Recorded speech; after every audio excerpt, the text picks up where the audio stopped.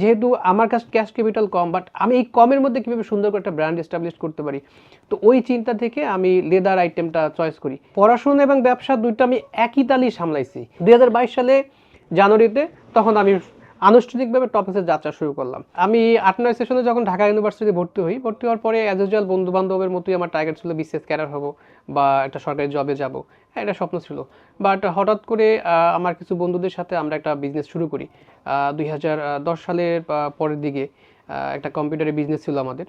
তো ওই বিজনেসে ঢোকার পরে আমার পুরো মাইন্ড সেটআপটা চেঞ্জ হয়ে যায় যে আমি চাকরি না গিয়ে আমি ব্যবসাতে হয়তো ভালো করতে পারবো।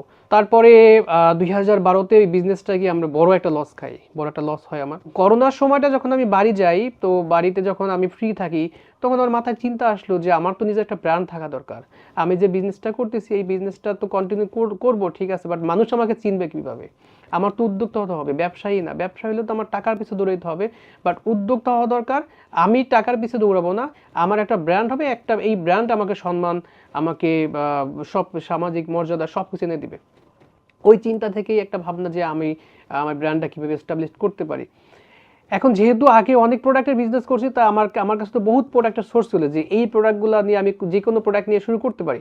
বাট আমি চিন্তা করলাম যেহেতু ব্র্যান্ড করবো, একটু চিন্তা ভাবনা করি, রিসার্চ করি। তো ওই সময়টা আমি রিসার্চ করলাম যে কোন প্রোডাক্ট নিয়ে করলে আমার জন্য বেটার, কোন প্রোডাক্ট নিয়ে করলে মার্কেটটা ভালো হবে। যেহেতু আমার কাছে ক্যাশ ক্যাপিটাল কম, বাট আমি এই কমের মধ্যে কীভাবে সুন্দর করে একটা ব্র্যান্ড এস্টাবলিশ করতে পারি, তো ওই চিন্তা থেকে আমি লেদার আইটেমটা চয়েস করি। যে লেদারটা নিয়ে হয়, কারণ এই লেদার আইটেম চয়েস করার পিছনে একটা কারণ ছিল। কারণটা হলো যে আমার বিশ্বাস হলো লেদার আইটেমের যে মার্কেটটা, বাংলাদেশের মার্কেটটাও ভালো এবং এটা এক্সপোর্ট করাও যাবে। পাশাপাশি বাংলাদেশের এটা চাহিদা যেটা আছে সেই চাহিদা অনুযায়ী যদি আমি সাপ্লাই করতে হয়, তাহলে আমার বিজনেসটা আমি দারুণভাবে ক্যারি করতে পারবো। পড়াশোনা এবং ব্যবসা দুইটা আমি একই তালেই সামলাইছি। যে আমার টার্গেট ছিল ব্যবসা করবো, উদ্যোক্তা হবো, বাট বিজনেস মানে আমার যে মূল যে ফোকাস এডুকেশন বা আমার মূল যে পিলারটা যেটা, ওইটা যাতে হ্যাম্পার না হয়, শিক্ষাটা হ্যাম্পার না হয়, আমি দুইটা একই তালেই নিয়ে গেছি। আমার কিন্তু আলহামদুলিল্লাহ অনার্স এবং মাস্টার্সে কিন্তু রেজাল্টও ভালো। লেদারটা নিয়ে চয়েস করার পরে আমি লেদারটা তো আমি তখনও কিছু জানি না, তো যেহেতু একটা ব্র্যান্ড নিয়ে কাজ করবো, আমি উদ্যোক্তা হবো, তার মানে আমার জানতে হবে। আমার কাছে প্রচুর সোর্স ছিল, বাইরে থেকে বানায় এনে দিতে পারতাম, বাট আমার মানসিকভাবে যে একটা শান্তি, সেই শান্তিটা আমি পাচ্ছিলাম না। তখনই আমি লেদারটা ট্রেনিং করার জন্য বিসিকে যাই, মতিঝিল বিসিকে।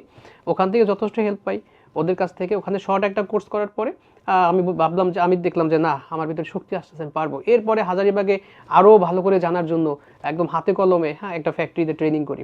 ট্রেনিং শেষের মধ্যেই আমার চিন্তা হলো যেহেতু টপিক্সটাকে একটা ব্র্যান্ড হিসাবে নিব, তাহলে আমার যে ইমিডিয়েট যে টার্গেট যে ব্র্যান্ডগুলো আছে, হ্যাঁ এদেরকে আমার দেখতে হবে, যেটা আমার যে কম্পিটিটর ব্র্যান্ডগুলো থাকবে ইমিডিয়েট, তারা কি প্রোডাক্ট নিয়ে কাজ করে, সেই প্রোডাক্টের ফিনিশিং কেমন, সেই প্রোডাক্টের ওই ফিনিশিং বা ওই কোয়ালিটি অনুযায়ী রেটটা কেমন, এইটা নিয়ে যদি আমার একটা রিসার্চ থাকে বা এটা নিয়ে একটা ধারণা থাকে, তাহলে আমার প্রোডাক্টটা আমি ওইভাবে তৈরি করতে পারবো।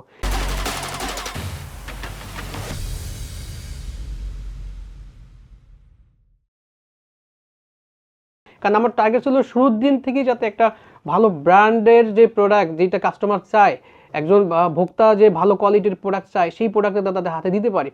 তো ওইটা নিয়ে একটা রিসার্চ করলাম। তো এরপরে 2022 সালের দিকে যখন আমার মনে হচ্ছিল 22শে জানুয়ারিতে যে না, আমার টোটালি ট্রেনিং রিসার্চ হওয়ার পরে যে এখন আর মাঠে নামা দরকার, তখন আমি আনুষ্ঠানিকভাবে 2022 সালে জানুয়ারিতে তখন আমি আনুষ্ঠানিকভাবে টপিক্সের যাত্রা শুরু করলাম।